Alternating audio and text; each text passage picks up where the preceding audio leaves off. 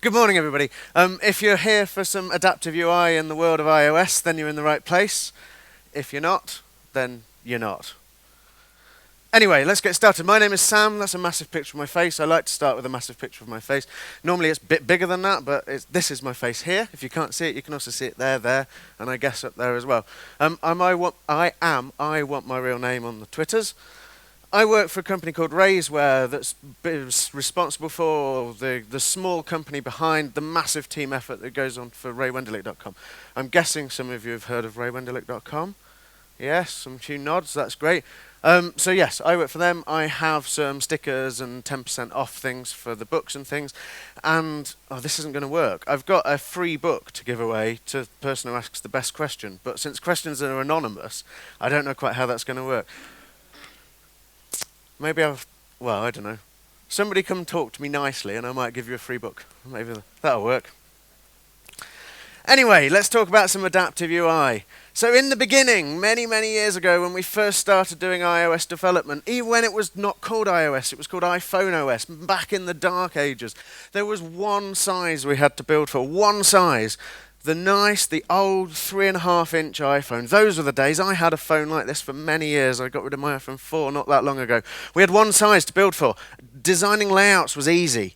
I say there was one size. You did also have to deal with landscape, but that's two, right? You could do something for portrait and then rotate it for landscape, or if you're on an iPhone, more often than not, you'd just say you're not allowed to do it landscape. It has to be portrait. Those were the days. And then came along the iPad, this massive kind of slate of stuff that you could, back in the old days of iPad 1, it was revolutionary. But they were sufficiently different. These two sizes were completely different. So you could just build two completely separate apps, or potentially you could build the same app and do different layouts and things, but they were two separate things, two separate apps. Then came along the 4-inch iPhone with the iPhone 5 and the 5S. And this was the same width as the 3.5. It just got this extra little bit at the bottom. Perfect size to stick an ad in there. And that was quite often what happened. Just stick something along the bottom. It doesn't really matter. Nobody really cares. Quite often, if you were back in, like I said, I had a 3.5-inch iPhone for a very long time, then the design was for the 4-inch, and I would just end up with losing some stuff off the bottom, and it just wouldn't work. Or like you sometimes see it now, if you're tethering or something, and the top gets bigger, then stuff just gets cut off at the bottom, and nobody really cares, because it doesn't need to worry about that thing. These people with old phones, we didn't care about them. Then last year, along came the iPhone 6, copied from the form factor from Android.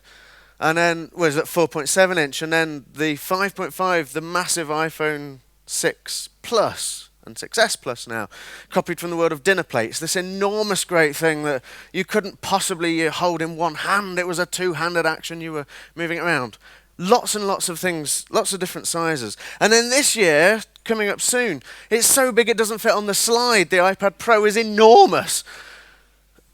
It's yet another form factor that we've got to deal with. And in fact, not only is the iPad Pro massive, if you copy the image off the Apple website, you see the arm that you need to use the iPad Pro is also enormous. It's bloody enormous. My arm's not that long. Anyway, that's 12 different form factors that you've got to design for now. If you count the fact that you have to do portrait and landscape, and you have to do it for the iPhone 4, the iPhone 5, the iPhone 6, the iPad and the iPad Pro, and the 6S, 6 Plus. Like, that's 6 different things, 2 form factors, that's 12. In days gone by, we would have written code like this, where you would just investigate in your code, are we using an iPad? If we are, then go and do this particular layout, and we'd write some layout code. Or maybe we're not on an iPad, but we're in landscape, or we're in landscape left, landscape right, we're in landscape, then we need to do this particular bit of code. Now this will not scale, right? You cannot continue to do that for 12 different form factors. It just doesn't work. It would be crazy to try and do that. And this is why, I guess this time last year, a little bit longer ago, Apple invented the adaptive layout. I say invented, though it's quite similar to stuff that has been existed in the kind of responsive web design for quite a while, or Android has had stuff like this for quite a long time as well. But adaptive layout came in. That's this a new approach to doing some layouts, or it's a layer on top of the existing way that we do layout. Some of the key facts about this: it abstracts the layout away from design specifics. We no longer care that it's an iPad. We no longer care that it's an iPhone 6s Plus in landscape orientation. Instead, we group all of these different things together in this kind of hand-wavy size classes thing. So rather than saying this is this many pixels points wide, we say, well, actually, it's not much space horizontally. We deal with these classes instead. You can start using it from iOS 8, and obviously iOS 9 supports it as well. And it's fully supported in Xcode and Interface Builder. And I say fully supported as anything is in Xcode and Interface Builder. Adaptive layout is, and it's pretty reasonable to use in these two things. Gone are the days. I mean, how many people have been using auto layout for a while? Are you all auto layout fans? Anybody like auto layout? Really? Okay. Auto layout is so much better than it used to be. It was atrocious. It was the most difficult thing in the world to use. Nobody had any idea what went wrong when it went wrong, which happened all the time. It's so much better now than it was. If it was being introduced now as this amazing new technology, as it is now, it would be a lot more approachable and usable. I like it, but I don't build things, so it doesn't matter. What does it really mean, this size class thing? Rather than saying you've got this amount of space, this many pixels, this many points, we're talking in terms of how much space is there really? How much room have we got to fit things in? And we divide size classes up into, there are two different size classes. We talk about something being compact, i.e. there's not much space, we're restricted in some kind of way, or regular. There's a normal amount of space, whatever that means. And we do that in two different dimensions. You can say that horizontal or vertical. So you can be horizontally compact and vertically regular. It's just a way of specifying there's this amount of space in this particular view. How does that How does that map to actual devices? Because this doesn't mean anything at the moment until you see how it kind of works in the real world. When you take an iPad and an iPad Pro, in both dimensions, it's always regular. There's always loads of space vertically and loads of space horizontally. There's never any time on an iPad where you can't fit the amount of content in that you want in some kind of hand-wavy fashion. But when you look at an iPhone, then when it's in portrait, then you say it's compact width. There isn't much room width-wise on an iPhone. When you turn it landscape, then now there's not much space vertically. That's now compact. The strange thing to do with the iPhone is that you'd expect these purple and orange boxes here just to swap over, right? Why do they not swap? Well, I reckon if you think of holding an iPhone in portrait, then traditionally, if you're reading lots of content or something, you would scroll up and down, and that makes perfect sense, right? There's plenty of room because you scroll. But if I rotate it, you don't scroll left and right. Nobody ever reads something and then scrolls all the way across to one side and then scrolls all the way back to read the beginning of the next line. That's just not the way that you do it. So you can say that it's compact. The time that it isn't compact is with the iPhone 6s or the 6 Plus landscape, which is so big that you can fit plenty of stuff in there. Now, at this time last year, this kind of stuff makes sense, but it's a little bit strange. It's a little bit, what's the point of any of this?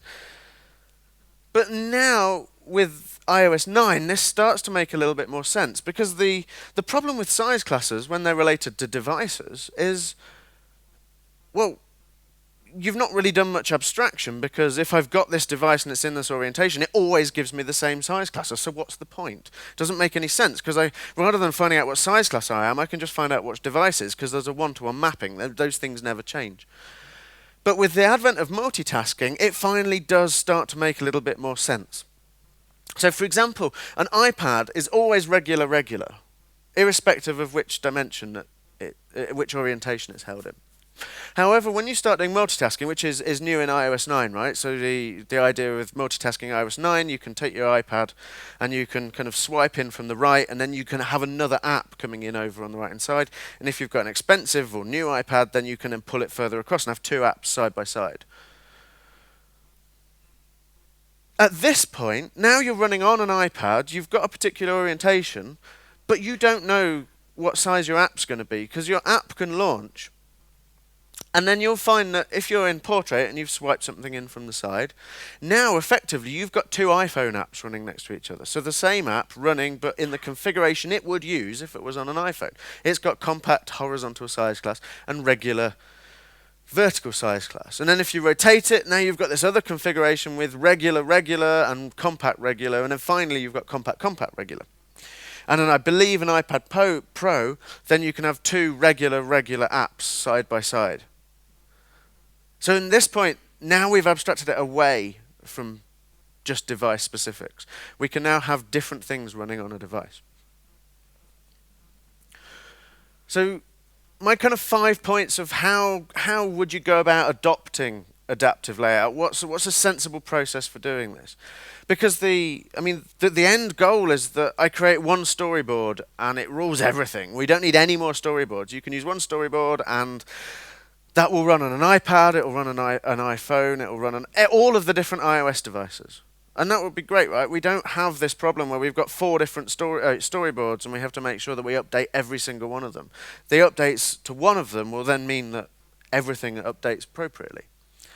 So how do you go about it? Well, these are my kind of the approach that I would recommend. And you'd first of all build your base layout. This is let's get everything that we want on the screen. This is the layout that we want to happen most of the time. And then you would override one of those size classes. And I'll show you what overriding size classes means when we get into a bit of a demo.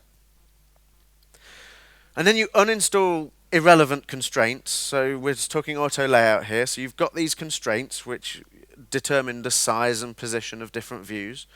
And you can do this thing called uninstalling them, right? So we've chosen a particular size class, and I want to take these constraints and throw them away. In this size class, I'm not interested in these constraints. Everything else, we want them, not this one. So we'll uninstall them. Then we'll add some new constraints to make sure that we get the layout that we actually want in this new size class. And then you just keep repeating that. And the important thing with this is that what you don't do is go into your storyboard and build an iPhone layout. And then so I use I would you go in and say, right, so for compact width and regular height, i.e. iPhone Portrait, I want this layout, build that, and then say, well, I want to build an iPad now, so I'm going to go and do the regular, and throw everything away and start again. That doesn't really help you at all. The approach is to start with this base layout and then work on top of it. Okay, let's have a look at, I can talk about this all day, but it's far more useful, I think, to see it happen in Xcode, an interface builder. So I've built this project. It's a very simple project. And if I show you on an iPhone at the moment, so it just looks, it's just an iPhone app. It's a standard master detail app. And as you tap on each of these rows, then you just get this detail page. It's got a picture at the top and then these kind of details down at the bottom. And the problem with this is that when I rotate it, then there's no longer any room for those the text label with the details in. They fall off the bottom. So what I want to do is see how I can use adaptive layout to change this layout when there isn't enough space for that vertical, for those that details label down the bottom. Now, the words that I'm using, the way that I'm expressing this is saying, well, for when there isn't enough room in this kind of dimension, that's exactly the size class type problem, right? We're saying that vertically it's compact. Vertically there's not enough room to fit stuff in. So this layout at the moment is built with the base layout. This is just the layout. I've got them all laid out one on top of each other. And now I want to go in and look and see, well, actually, when there isn't enough space vertically, I want to do a different layout. I want to override the layout when there's not enough room vertically, i.e. it's a compact vertical size class. How many people have used size classes before? This is good, because otherwise you'd be sat there thinking it was pointless. This is great. Okay, now can you see? Not very well. It's very small. I could make it. I could probably. Oh no, I'll just do some zooming. Okay. So if we take a look. So this is the storyboard. If I zoom out of the storyboard, you can see it. As I said, it's just a standard master detail thing, and we're just going to concentrate down here on this view controller here. And all the demo stuff that I'm doing today is available on GitHub. I'll give you a link at the end. And everything I'm doing is in storyboards. I don't do anything in code, which means that you can look at the diffs in GitHub and they'll mean nothing because they're all just storyboard diffs. Okay, so this is the layout. As I said at the top, we've got this kind of, we've got the picture of the pancakes, the title, these kind of things. They're all kind of wired up as we'd expect. Now what you can do for size classes is, if I can remember how to zoom, right, down at the bottom here, you can see this WNEHNE, right down here at the bottom. And what that there is something that was new in Xcode 6 and obviously continues in Xcode 7. That's the size class override thingamajig. It's a technical term. And if I tap that, then you see this funny 9 square thing. And as I move around, you can see it's giving me these different size class combinations. And it starts out with this any base values for all layouts. Anything that I put when I'm in that size class override will appear in every single layout that I do. And as I was talking about, I want to deal with the case where there's not enough space vertically. So what I'm going to do is, if this is my base layout, I'm now going to go and override for compact height layout. So this here is compact height. It's not specific compact height, compact width, or regular width, compact height. I'm only doing with compact height because I don't care about the width, I care about the height. When there's not enough room vertically, I'm going to go in and change something. So to do that, I tap that within there, and if I zoom out, you can see now I've got this blue bar. And what I'm going to do, remember phase 2 of my plan, so I'm now in the stage where I'm going to uninstall the different constraints that I don't care about. Now I want the picture over on the left hand side and all of the detail stuff over on the right hand side. So all I'm going to do, bit of auto layout, I'm going to go in and remove the bits and pieces that I don't care about. So if I've grabbed the picture, I open up the size inspector, you can see all of the different constraints and things that we've got down on the left hand side. So I'm on the picture at the moment. I've got the trailing space to the super view, so that's for those of us with right to left languages over on the right hand side. We've got the leading space, so that's the left hand side. Bottom space to content container, so the content container is a empty view, well, not an empty view, a white view that contains all of the stuff at the bottom that I'm going to move over onto the right hand side. We've got top space to top layout guide, so that's pinning it to the top, and equal height to content container. So I want to remove some of those. Now what you can do with size classes is say, I don't care about this particular constraint for this layout. So I'm going to say, I want this to be over, I want the image to be over on the left hand side. So what I don't want to do anymore is pin the trailing space to the right hand side, because then that wouldn't be possible. So what I do is select it in the size inspector and press press delete. And you can see now it's grayed out. There's something here, this size class and all. You need to make sure that you're on all, because otherwise it'll only show you the ones for this particular size class. Now that's grayed out. That means it will no longer apply in this compact height override. What else don't I want? I also don't want bottom space to content container, and I also don't want equal height to content container. So now I've only got this leading and top. Now I can do exactly the same with the content container. So I've now selected the content container, that's this white box down at the bottom. And you can see that already 2 of these are grayed out. That's because constraints are between 2 different views. And if I've uninstalled the constraint on one view, then obviously it's uninstalled on the other view. You can't have one, like a half a constraint installed. So we've already lost the top space to image view and equal height to image view. Now this bottom one, the only other one that we want to uninstall is the leading space. We no longer want it pinned to the left hand side, so I can just select that one in there and press delete, and that goes. So now we've still got 2 constraints on each of those that we still want to use. What we don't want is these other ones. And now if I zoom out, oh no, not like that, zoom out like that, and zoom in here, too many zooms. Then what I can do now is roughly locate these where I want them. I find it much easier to work like that, so I'm going to grab this The content container wants to go somewhere like that, and the image view wants to go somewhere like that. I'll just ignore the fact it looks a bit rubbish at the moment. So what new? And now the next phase of that 5-step plan was to add the new constraints. And when you're in the blue bar mode, it means that any constraints that you add will only exist in this particular size class override. You no longer need to care about the base layout. I'll add them and they'll only exist for this size class override. So what I want to do is take this image, and I want to make sure that, so here, let me zoom back in again. Using these little buttons down at the bottom, if you're familiar with auto layout, you probably use them all the time. Use the one that looks a bit like a TIE fighter, which is the pin menu. If you tap that, then you can see I'm just going to add a constraint. So I should remember, I've got the image selected at the moment. I now need to add a new constraint to pin that image to the bottom. So I'm just going to hit that I bar there. I'm then going to select the content container. This needs a new one to pin it to the top. I then need 2 more constraints. I'm going to grab from the image over to the content container. I want to set their horizontal spacing, and I want to set them as equal widths. Something that's changed in Xcode 7 is that there's now this new add constraint. Sorry, to do that, you control drag from one to the other, right? And then if you push shift, then you can select multiple constraints that you want to add at the same time. Something that's new in Xcode 7 is now there's this add constraints menu. Before, you did this weird thing where you clicked a way out of the menu and it probably added the constraints. Now there's an actual button to say, do this for me, I actually want that. So I added those constraints, and I think, well, we'll see in a moment, that I've now added the constraints that I wanted to. So now if I use, I don't know what kind of spaceship this looks like. No idea.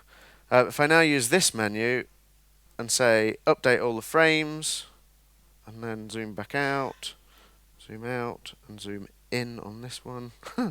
There we go. That's roughly what I was after. Now I know that the picture doesn't fit, but that's... sorry, I know that the text doesn't fit. Not worried about that. I've now managed to do this different layout. So I just want to test that this works. How many of you how many people use storyboards? I assume some use of storyboards, right? How many people are aware of the new in Xcode 6 preview assistant editor? Oh, that's good. So some people aren't. That's good. So the assistant editor, traditionally, when you're in storyboards, it brings up the class that you are working with, right? In Xcode 6, and obviously continuing as Xcode 7, if you in the jump bar at the top, here where it says automatic, you can select preview, and what that does is give you a grey box. Oh, I know, I'm not selected. There we go.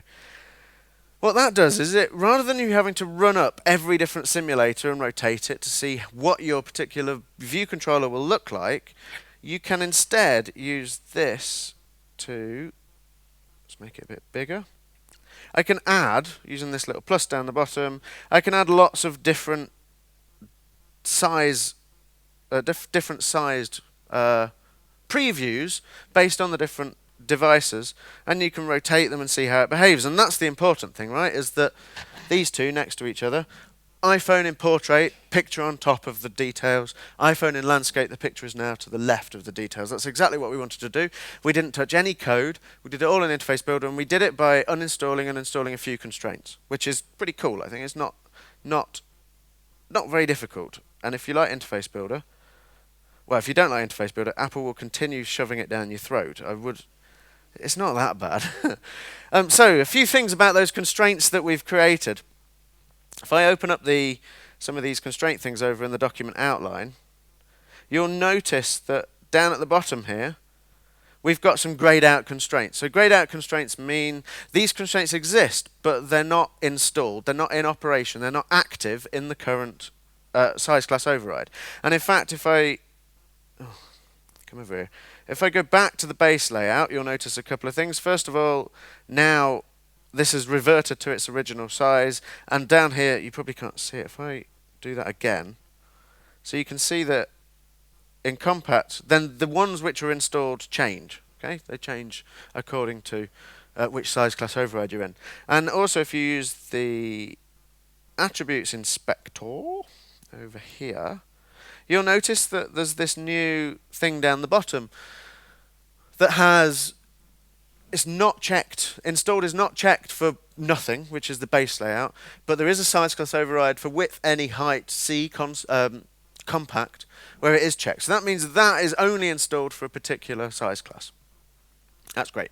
And then this little plus thing will feature more often. That basically means there is a way that you can override this for a particular size class. Okay, cool. Let's jump back to some slides. I have a feeling it's one slide. Okay, so that's showed you how you can go about some kind of adaptivity. Constraints, you can take a constraint and you can decide, do I want it in this particular size class or not? That's quite cool. You can realign, reorganize your layout in many different ways. But that's not all that you can do with adaptive layout. There's other things that are adaptive as well. Constraint installation is the top one that I spoke to you about. But you can also change the constant on a constraint. So if you have a constraint that says the spacing between these two views should be 10 points, then I can say, well, if I've got enough space, then actually that should be 100 points. And I can do that without having to delete that constraint and create a new one. Weirdly, you can't change the constraint multiplier. So you know constraints have a constant and they have a multiplier. If you need to change the multiplier, then you actually have to uninstall the constraint and create a new one. I don't really know why. You can change the font. So if I've got a particular font and I want to change the font size, that's something that you'd expect you might want to do, right? Between an iPhone and an iPad is, I want to change this font size to make it bigger on an iPad. Well, you can do that fairly simply, and we'll do a quick demo of some of these. And then finally, view installation, and this is also quite important. If you've got a layout for an iPhone and you want to reuse the same thing on an iPad, then you're probably not just going to want to change the font size and the spacing and realign different things. Something you're quite likely to want to do is actually add new views, right? It would make sense, right? Well, you can do that as well. So I think, given the time, what time do we finish? Sorry, 15 minutes. I'll show you some of these because I want to show you something quite cool. What I want to do is demo changing the size and changing the font. And if you look in the Git repo, then you can see the view installation, so how you can install the views and uninstall them. But font is really easy, and in fact, in many times across all adaptive layout in Xcode, whenever you see this little plus, tiny little plus, next to one of the properties, that means I can provide a size class override for that. And in fact, if I tap that, you can say add size class customization, and then you can use this non-intuitive menu system to choose which size class override you want. The easiest way to do it is to jump back into the size class override you want. So I'm going to choose now regular, so that's iPad sized. And then if I hit the plus, then you can see that the one it suggests is the current size class override. Now, something that is really quite confusing, I find, when you're in the blue bar mode, the size class override, if I add a view, it will only exist in that view. If I add a constraint, it will only exist in that. Sorry, if I add a view, it will only exist in that size class override. If I add a constraint, it will only exist in that size class override. If I remove a view or remove a constraint, they will only happen within that size class override. If I change the font, that changes the base layout. If I change a constant, that changes the base layout. So you've always got to remember exactly what am I doing, and the fact I want to change the font, then I need to click the little plus. So quite often, I'll go through and I'll change the font, and then I'll go back to the original one and realize I've changed it there as well, and then you've got to go back and try and remember what it was, or go through the undo history to find it. So use the little plus, and then it gives me regular width, regular height, and then I've just got a standard font box, right? So I can go in, and I'm going to choose a different font, and everybody on an iPad loves a party, so let's use the party font. Let's make it size 60. And then that should mean... Oh, let's also change some spacing while we're here as well. So while I'm on this, I decided that actually I can increase the space between the party font between the title font and the yellow bar. So if I've selected that label there and I look at the constraints that I've got associated with it, one of them is bottom space to yellow bar, and if I double tap that, then here you can notice I was talking about the constant. That's also got a little plus next to it, so I can add an override for that and turn that into 100, and we'll see what that does. And then if I open up the preview and add one for the iPad, scroll all the way over, zoom out a bit. Xcode's not very good in small spaces. I had to give this demo in 800 by 600 once. You should have it as a challenge one day. Try and use Xcode in 800 by 600.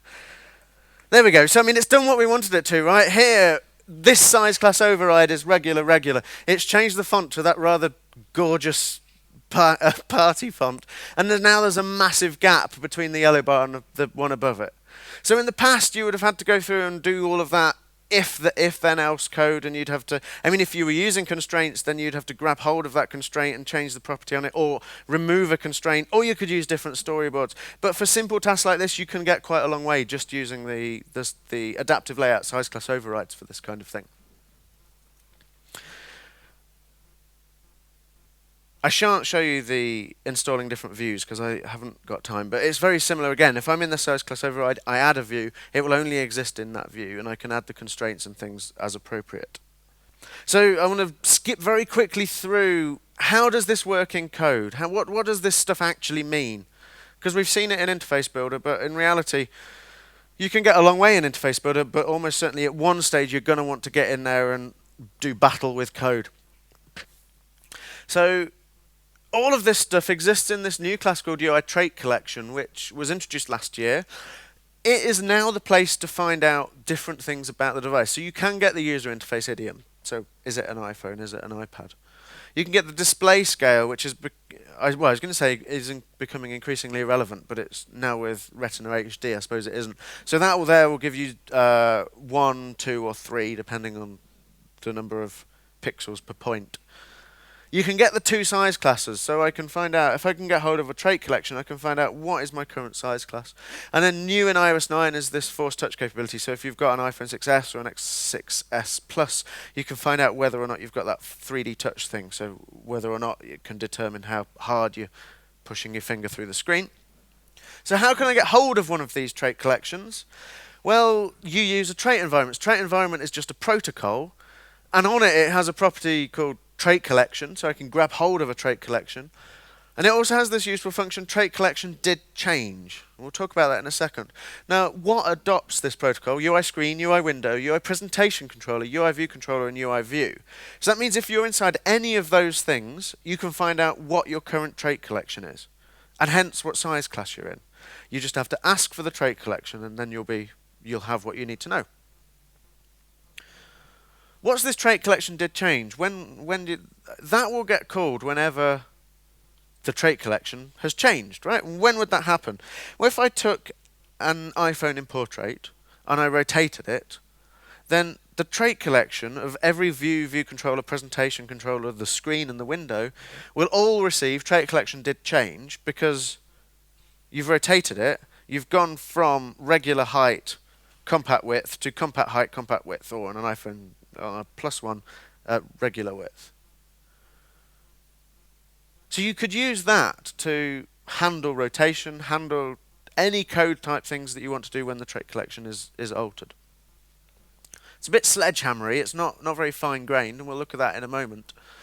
The other thing you could do is actually override size classes. Why would you want to do this? It does seem a little bit strange.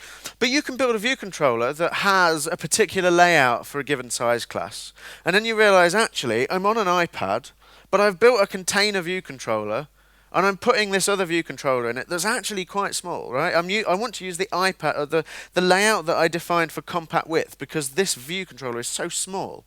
So on a container view controller, which you could build yourself, a custom container view controller, you can say, actually, for my child view controllers, or this particular child view controller, I want to use this trait collection instead. I'm on this massive canvas of an iPad, but my container, one of my child view controllers is only this big. So that's compact width. So you could use this, and it's quite simple to use. You build yourself a trait collection with the overrides in it that you want, and you pass it to the child view controller through this method, which is on UI view controller. And that brings me to the last protocol that I want to introduce, and that's UI Content Container. And this is a slightly more fine-grained way of dealing with these transitions between trait collections. So you got this on in UI trait environment. You get trait collection did change. Well, that's a bit kind of sledgehammery, right? All of a sudden, you're just being told, right, the trait collection's changed. Relay yourself out. How do you deal with making sure that you're handling the animations in a nice way? How do you do anything like that?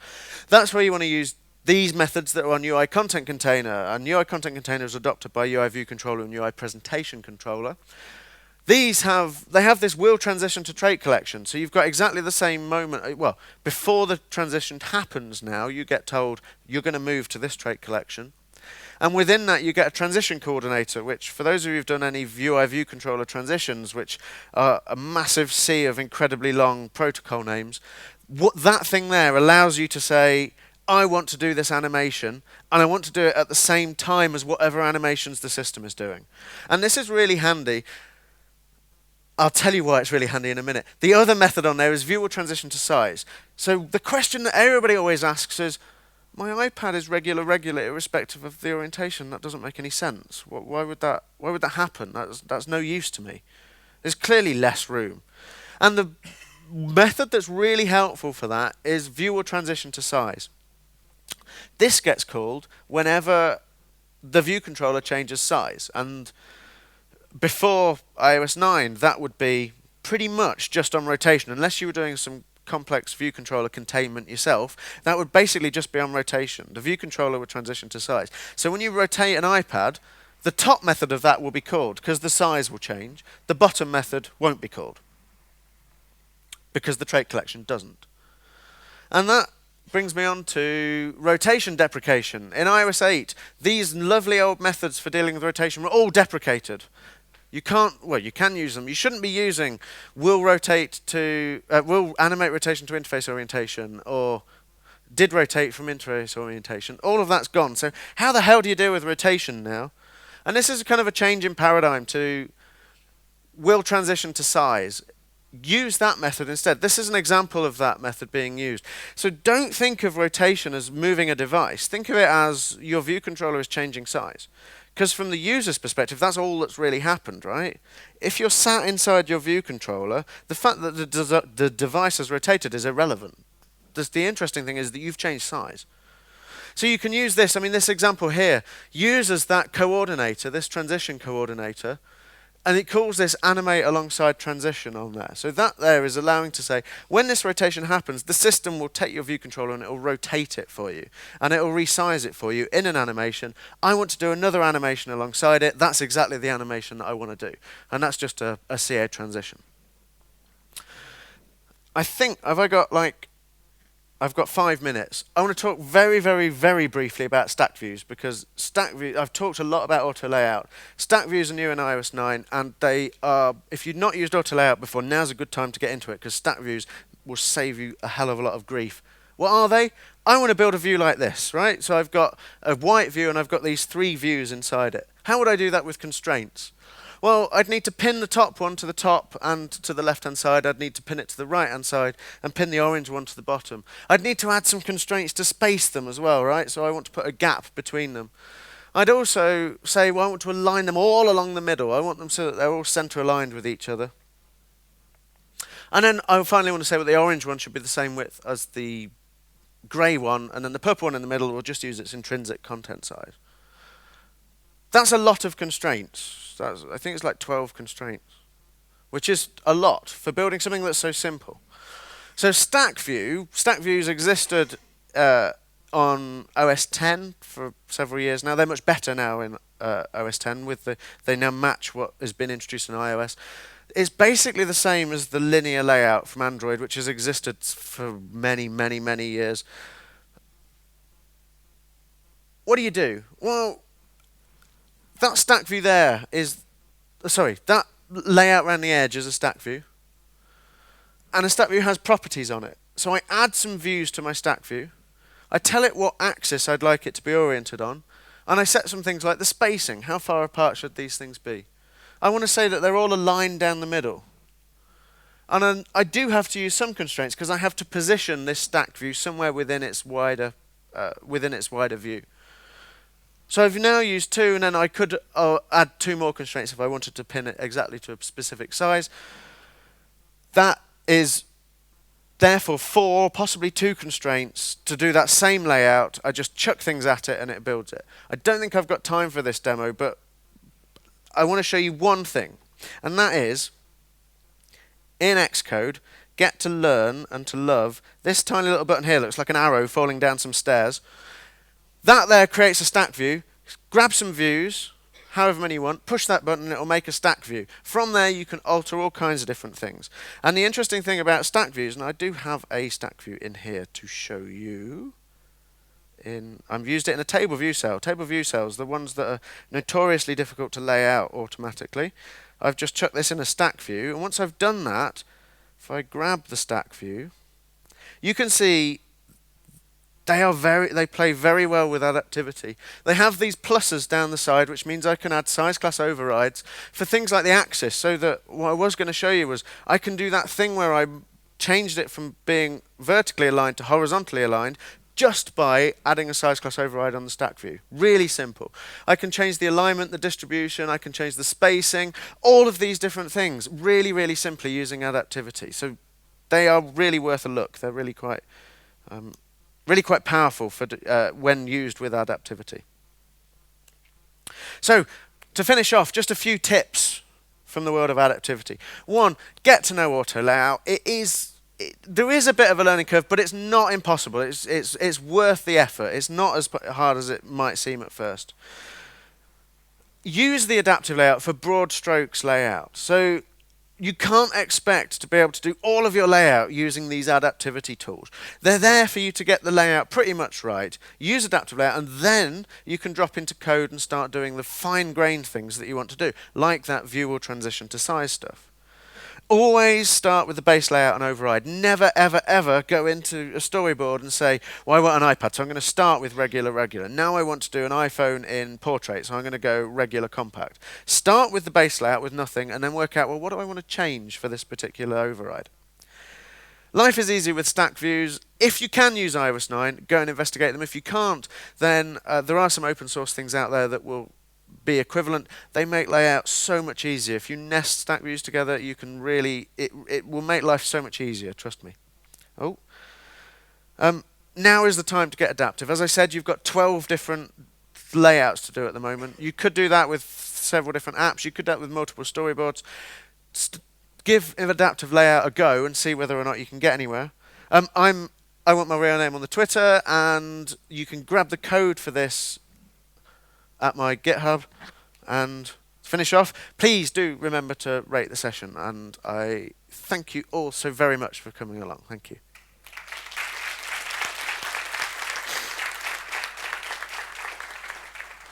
So you don't have the 1 minute for questions. I think the best one would probably be, how do you deal with designers? Because we've been used to them wanting everything pixel perfect. Yeah.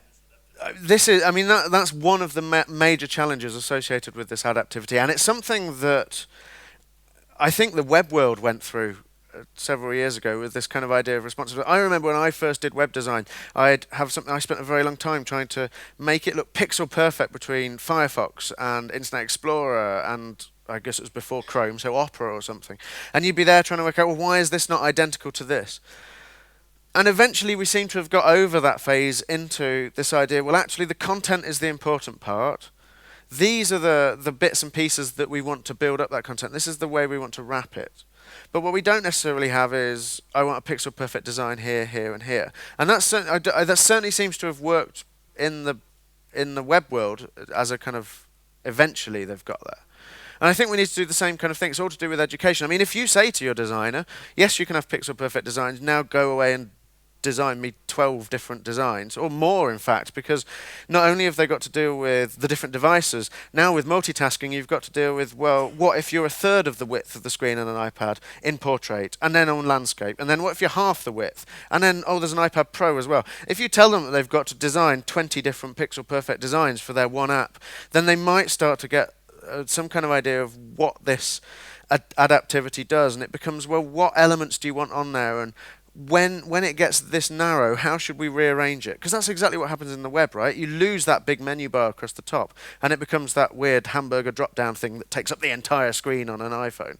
And I think that's, I mean, that's not necessarily the right solution, but that's the only kind of way of doing it, really, is to kind of demonstrate this kind of stuff and get out of the pixel perfect world into actually content is the thing that we're dealing with. How do we make it look as good as we can in these different ways? Cool. Thank you ever so much.